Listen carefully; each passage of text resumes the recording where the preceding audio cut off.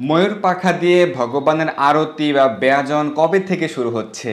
আমরা জানি যে কার্তিক মাসের পূর্ণিমা তিথি রাস পূর্ণিমা থেকে এই ফাল্গুন মাসের কৃষ্ণপক্ষের চতুর্দশী, শিব চতুর্দশী বা মহাশিবরাত্রি পর্যন্ত ময়ূর পাখা দিয়ে ভগবানকে যে আরতি করা হয়, ময়ূর পাখা দিয়ে ভগবানকে ব্যজন করা বা বাতাস করা বন্ধ রাখা হয় শীতকাল হেতু এই কয়েক মাসে। তো সেই কারণে শিবরাত্রির পর দিন থেকে আপনারা পুনরায় ভগবানকে ময়ূর পাখা দিয়ে বাতাস বা ব্যজন করা বা আরতি করতে পারবেন। এবং ভগবানকে যে শীতবস্ত্র অর্পণ করা হয়, অনেকে হয়তো বসন্ত পঞ্চমী থেকে ভগবানকে শীতবস্ত্র অর্পণ করা বন্ধ রেখেছেন, নতুবা আপনারা এই শিবরাত্রির পর দিন থেকেই ভগবানকে শীতবস্ত্র অর্পণ করা বন্ধ রাখতে পারেন। এটি ভারত, বাংলাদেশ সহ মধ্য এশিয়ার ক্ষেত্রে প্রযোজ্য।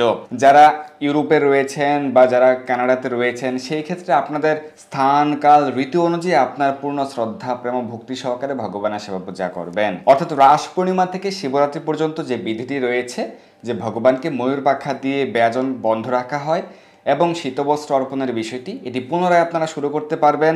ভগবানকে ময়ূর পাখা দিয়ে আরতি করা পুনরায় শুরু করতে পারবেন এই মহাশিবরাত্রি ব্রতের পরদিন থেকে।